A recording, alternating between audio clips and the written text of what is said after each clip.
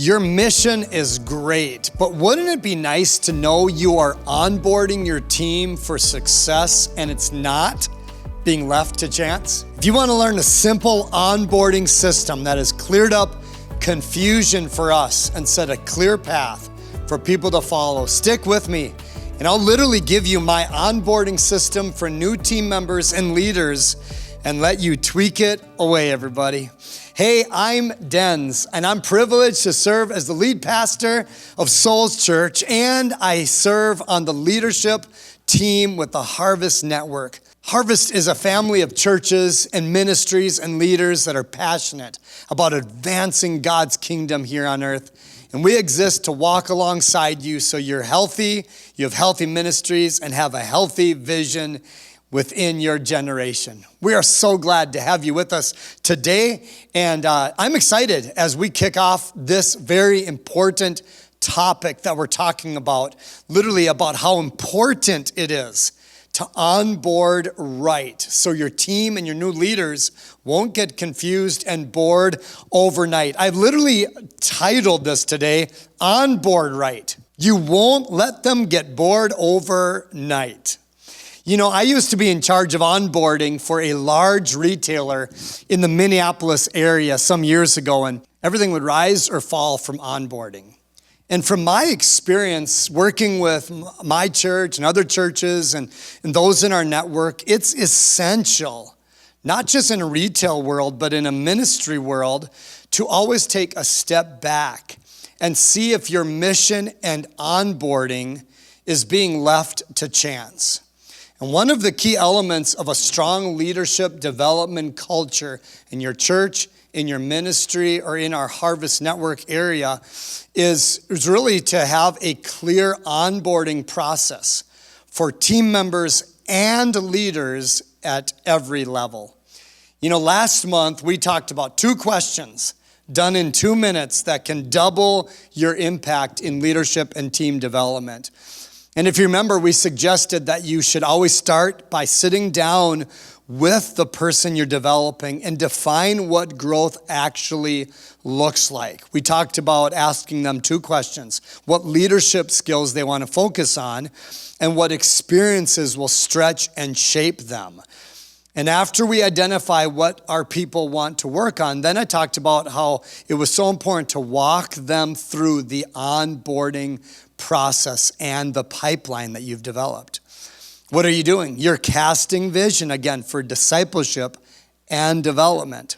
Well, today I want to walk you through then what our actual onboarding pipeline looks like that we've put together and show you how we've developed it and give you the template to make your own pipeline for your ministry, your parachurch ministry, your new church plant, you name it. I think having this process down and the steps down are really critical. And there's a lot to developing an effective leadership pipeline. And in future episodes and in future cohorts, I'm going to actually give us some tools and opportunities to dive into the weeds and develop your pipeline. But I've been taking different nuggets and different tools that we've learned and putting these into the podcast for you to learn. And today I want to share about the onboarding process in our pipeline because it can be really helpful so people don't get lost right away. And I think having a pipeline with steps is key. You know, Psalm 37 verse 23 says our steps are ordered by the Lord. And that is what a clear onboarding process is. It's clear steps ordered for you to do the Lord's work in your ministry. Remember, as Mac Lake has said, people may grow by accident, but they grow exponentially when we give them a clear path, a clear onboarding path so they don't get confused or bored overnight. And so I want to walk you through literally what we have done to help create a clear pathway for onboarding. The first thing we did was we wrote down every step that we had, every step for onboarding people. And so literally on the screen is literally our process. We wrote down when John Smith would come and join a team. Here would be step 1, step 2, step 3, all the way to when they were set up for success. And it just came out to be a long list of 3, 4, 5 pages of literally bullets. And that really helped us find out every step we had for onboarding. Then second, we began to look at a variety of onboarding systems and templates that helped us kind of decide how different people took the steps and began to work through them. We went through a bunch, and we can make those available for you. But we, as a ministry, we decided that we wanted to go with what was called the RISE template. The RISE template is an acronym that stands for recruit, then interview, then shadow, then equip. And so what we did is we took our list of all the steps we had to onboard somebody, and then we put it in the template that we felt was the best. And for us, we went with, again, after looking at a variety of onboarding templates, we went with the RISE one, which again stood for recruit, interview, shadow, and equip.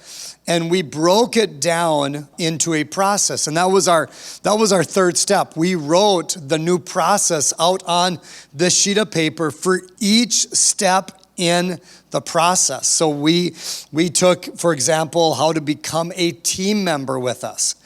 And then from team members, we built the steps of onboarding into that process. But one thing is we looked at our step-by-step. Of course, this looks really boring. Then to give it some organization, it looked better. But we thought it doesn't really wow. And so we went into our design team, and honestly, we designed the process in Canva, which is a free marketing design tool. And we decided to make it as a catchy vision board. And we began to hang it up in our office. But here's a picture of what it looks like now. We took that original sheet into the RISE template, and then we put it into catchy vision board that shows literally how to become a team member. Here are the steps to recruit. Here's the steps to interview. Here's the steps to shadow. Here's the steps to be sure a team member is equipped. And then if you want to move from team member to lead, we put those steps into what it takes to recruit, to interview, to shadow, to equip. Then if somebody's like, I don't just want to lead, I want to become a coach. We wrote down the steps to onboard a lead to becoming a coach, from recruiting to interviewing to shadowing to equipping. And then if somebody is like, I don't just want to coach, I want to direct this. I feel called to direct this area of ministry or direct this area in your church or your ministry. Here's the steps again to recruit, interview, shadow, equip. Again, we went with that because we want to help people rise up, and it made the most sense. And then I think last but not least, if people want to go from director to senior leadership, we gave all the steps to recruit, interview, shadow, and equip senior leaders. Again, I would just say this is super important to give somebody catchy vision, as Pastor Dale has been sharing in his podcast, vision that when it's written and it's grabbed and ran with, you're going to see a lot more happen. You're going to see a lot more effective ministry take place, because you want vision that people can run with. This has been helpful. It's on an area of our ministry board in our office. It's available on our website. It's available in our Dream Team orientation guides. So that way people constantly see what the process is to onboard, so their steps are ordered clearly for them to be set up for success. You say, why is it so important to do this? Here's what we've learned. When you onboard right, people won't get confused or bored overnight. Listen, if you want help to put something like this together, so you can take maybe what is in your head or written down in your phone or other people know, but not everybody's on the same page. If you need something like this for your team, your church, your ministry, etc., or if you want to download a few of the templates that we've received from Mac Lake in this area or on this podcast, please reach out to us at the Harvest Network. We would love to give you the tools that you need right now in this season of your life to onboard properly, onboard effectively, so people don't get bored or confused overnight. You know, we are committed to helping you onboard right so your ministry's future can be bright. Well, hey, everybody, if you found this episode helpful, please subscribe or share it with another leader who maybe needs encouragement today. You know, you never know who needs a clear onboarding plan to take their vision, their ministry to the next level. And as always, thank you for investing in your leadership development today with the Harvest Network. You know, it's a place that we can do ministry together. And until next month, everybody, hey, thank you for investing in your leadership, and God bless.